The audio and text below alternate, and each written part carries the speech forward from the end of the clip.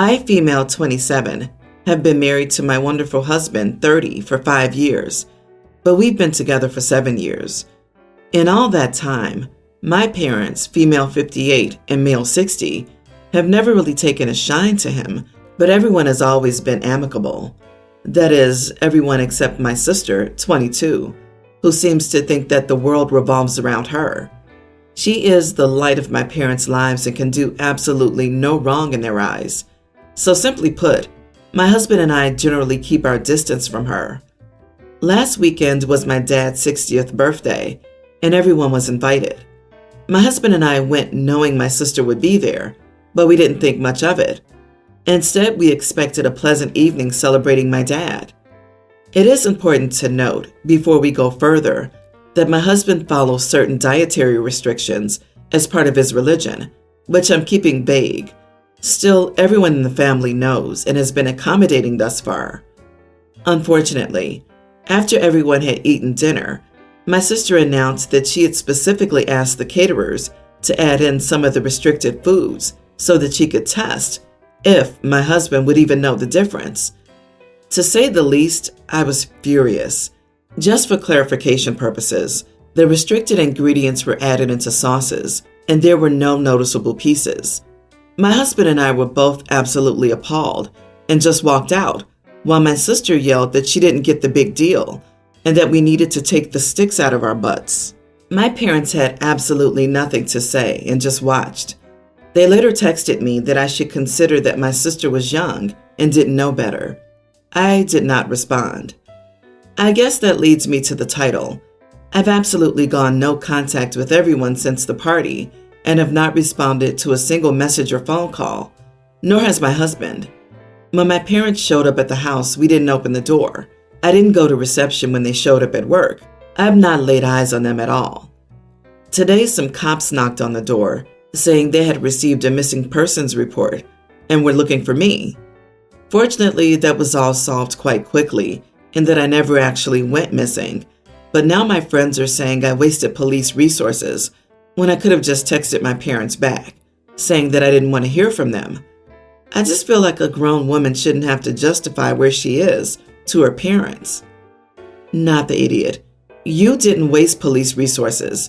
Your parents did by filing a bogus report that you were missing. Of course, they knew you were upset with them and refused their contact attempts. You might allow an open channel if you think they plan to apologize, but not if they're just going to make excuses again for your sister's awful behavior. And OP, your sister's 22. She did this deliberately. It wasn't by mistake, like, I'm so sorry, I never realized that Worcestershire sauce has anchovies in it, or that soy sauce is not always gluten-free. She had to ask the caterers to add this to the sauce in a way that wasn't easily discernible. There's just no other excuse for this. I would honestly never want to speak to them unless they started holding Golden Kid accountable. What a horrid thing to do. Yes, having a golden child and calling the police to report someone missing are classic tactics of narcissistic parents. They call the police to try and pressure you into getting back in contact with them, and also because it makes them look super caring to outsiders. They're trying to manipulate you into resuming contact without acknowledging what they've done wrong. Agreed. Filing a missing persons report was a power play. Parents knew she wasn't missing. They were just mad that she wasn't answering them. They know she's gone no contact for what the golden child did. They were just trying to provoke OP to respond. She refused to come down to reception at work. The job obviously wouldn't have said she was missing or anything that would make a report valid. My neighbor moved in above me about a month ago. Before she moved in, the complex renovated her unit, so she has all hardwood floors except in the bedroom. Unrenovated units like mine are all carpeted. Everything has been fine so far, except that she vacuums her floor at some point every week. Now, obviously, I understand her vacuuming the carpeted areas or her rugs, but she vacuums the hard floors too. It can go on for about a half an hour. The issue is that I work from home, and she vacuums in the middle of the day when I'm in meetings. It's very hard for me to concentrate on my meetings when this happens. I finally went up, knocked on her door, and explained the situation to her. She was very apologetic and asked when was a better time for her to vacuum so that she doesn't disturb me. I asked why she needed to vacuum her hard floors instead of just sweeping or Swiffering. She said that she has a cat, so she actually vacuums and Swiffers. That's the only way she can ensure she gets all the hair up. I told her that she should consider switching to sweeping and Swiffering instead of vacuuming. She said that wasn't possible, but said that she would make every attempt to vacuum during non-work hours. I asked that she also make sure not to do it too late in the day, and she just closed the door, which made me think maybe I was an idiot. But I have to be able to do my job. Am I the idiot?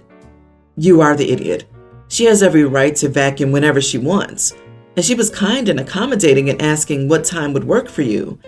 Buy some noise-canceling headphones for your meetings and stop imposing on others. All of this, demanding that your neighbor doesn't vacuum during the day? Wow, the entitlement. Your neighbor was prepared to make a very reasonable compromise by vacuuming at a time that was convenient for you. You have no right to dictate how another person cleans their apartment. Sorry. Lots of people vacuum hard floors. She said she wouldn't do it while you were working, and you also said, not too late too. Sheesh, get a grip. I thought the neighbor was vacuuming every day in the middle of the night or something, but once a week, 30 minutes is entirely reasonable. Come on, dude, once a week, 30 minutes? Suppose you can't concentrate for 30 minutes. That's a you problem. At this point, my petty self would vacuum my floors for an hour every workday. My wife and I have 8 kids between us. This story is mostly about our young teen, Gina. Gina came to me recently and said that she wants to be vegan. I told her I'd pay for groceries, but she'll have to plan and cook her meals. She can't live off of frozen foods or takeout, and her mom and I will make sure that her meals are healthy before taking her grocery shopping. She was not thrilled. She asked if we could make small changes to our diet to accommodate her, like switching to vegan pasta and cooking the meatballs separately, but we said no, because we aren't going to change our food and eating habits because she wants to be vegan. She said okay and went to her room. Then she started sending me and my wife links to expensive pots and pan sets. One was $800, plates, cups, and bowls for $200, and her own utensils. I asked why she was sending it to me, and she said she needed new pots, pans, plates, etc. because ours were contaminated. I told her ours were perfectly fine, and if she wanted her own, she could buy them with her allowance and start babysitting. Later that day, I got a call from one of my sons saying that Gina was telling him and my other kids that they have to get all of their snacks out of the fridge in the game room. The game room has a kitchenette because she needs it for her vegan food. When I called and asked her what she was doing, she said her vegan food couldn't be in the same fridge as our food, and it's not fair to make her go all the way to the garage when she's hungry, and so she thought taking over the game room kitchenette would be a good compromise. I told Gina I was done with the vegan BS and that she couldn't be vegan while living in my house. She threw a temper tantrum because she thought I was being cruel, and she's barely spoken to me since then. So I wanted to know if I was the idiot. Edit. She thinks it's the same as us not allowing seafood in the house. One kid is deathly allergic, or making our oldest special meals. They have an autoimmune disease. Gina can eat whatever the heck she wants after all that, and we don't mind cooking and ordering it for her. Not the idiot, but this issue is a lot more complicated. It's not about being vegan. I have a daughter, and at this age, kids feel like they have zero control over their lives. They're desperately trying to find a way that they can assert control. But let's also call a spade a spade. Young teen girls are emotional roller coasters. Yeah, but 8 kids are a lot. With half that number, kids can feel lost in the shuffle. So I can only imagine 8. OP also mentions that they have one kid with a shellfish allergy, so there's no shellfish in the house, and another kid with severe medical issues whose diet is monitored, and the family eats food that's okay for that kid. I wonder if this whole vegan thing is an attempt to get attention and consideration that she feels she's not getting. I really do see this veganism as a call for help, a call for attention. The insistence on expensive pots and pans is a plea for the parents to show her that they're willing to spend money on her. Demanding refrigerator space could easily be a way of stalking out space in the home that's hers alone. I'd bet anything there's a part of this kid that just really wants her parents to acknowledge her. Just the way that OP handled the initial request, throwing everything back on the girl, she had to do this, that, and the next thing, or the privilege of being vegan would be taken away. No help or involvement from the parents, except to judge her. Sorry, but you are the idiot. My sister, 31, Stephanie, was our parents' golden child, while I, 28 female, and my other sister, 33, Emily, were always an afterthought. Our parents would tell Emily it was okay for Stephanie to insult and steal her things because, quote, she's your baby sister. They would allow Stephanie to do the same to me because your big sister knows better than you and you need to listen to and respect her. Stephanie was the center of attention at any event. She would get more gifts than us on our birthdays and would always get to select the theme and who was invited. This has continued even as Stephanie is now an adult. For example, Stephanie not only chose a place I hated for my graduation dinner, but she also chose to announce her pregnancy at the same dinner, and my parents knew about it. They scolded me for being upset because a diploma's a piece of paper. This is a new life. They said it was important that everyone was there for the news of the family's first grandchild. I realized that they would never value me compared to Stephanie. Since then, I have not spoken to Stephanie or my parents beyond emergencies concerning other family members, and neither has Emily. We've communicated slightly more since my mother passed away, but it's still minimal.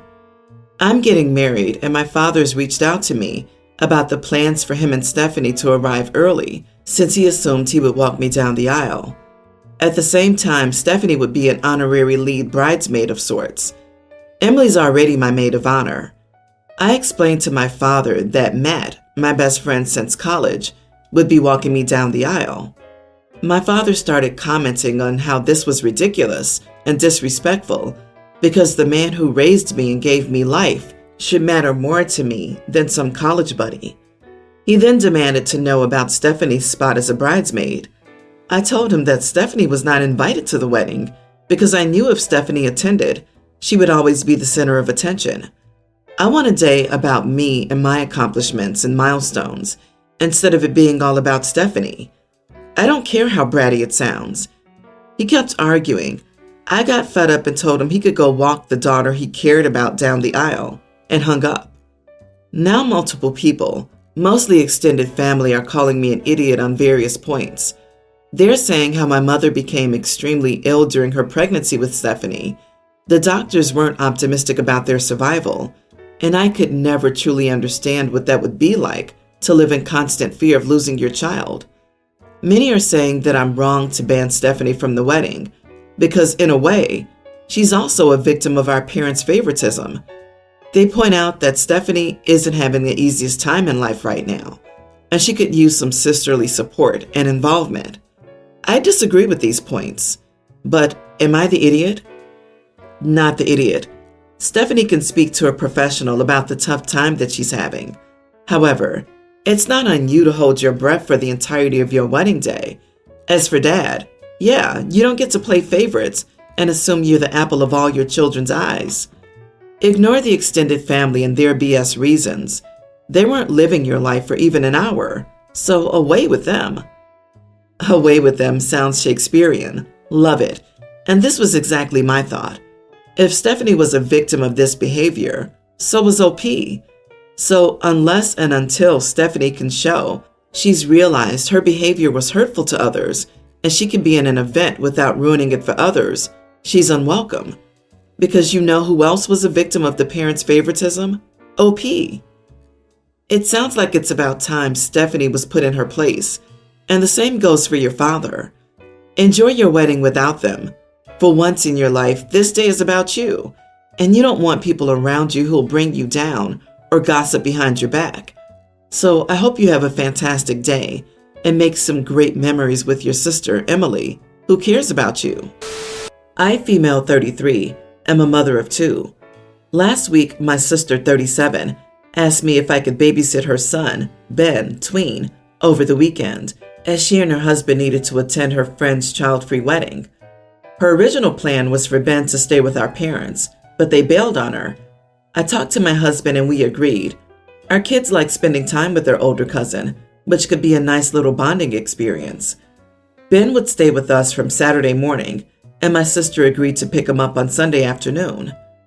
I know Ben is a picky eater, and my sister had told me before that he was diagnosed with ADHD.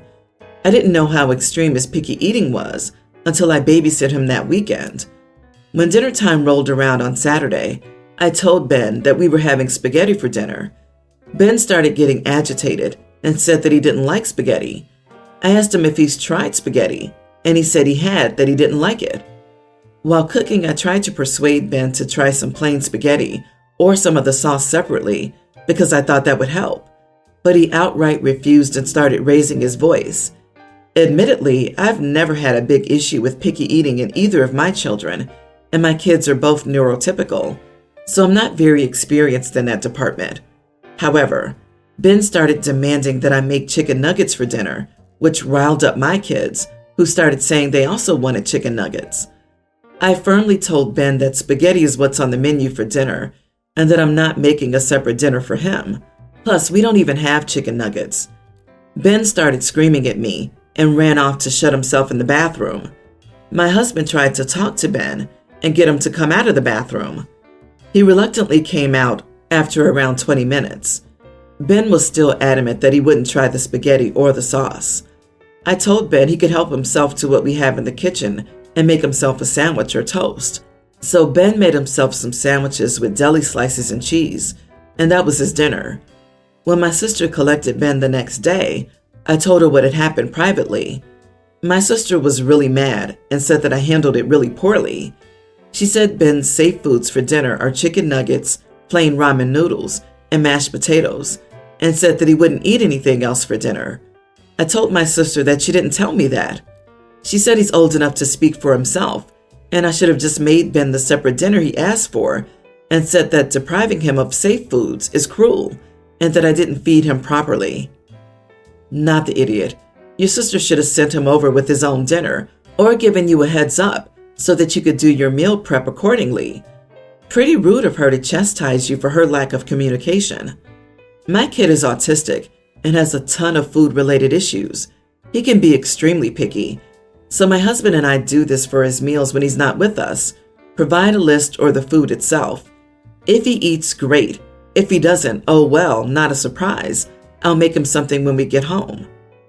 You are the idiot because, in the end, you really did make a neurodivergent child cook for himself instead of just listening to him and his needs.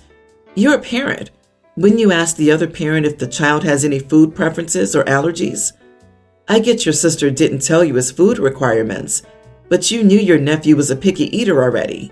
Yet you still tried to push him to eat something he clearly said he didn't want, to the point where he locked himself in the bathroom. You did handle it poorly. It was your sister's responsibility to tell you about his safe foods to begin with. Just because he's old enough to speak for himself doesn't relieve her of that obligation. On top of that, she should have given you the heads up earlier so that you could plan these meals and chip in for his food. She's an irresponsible mother.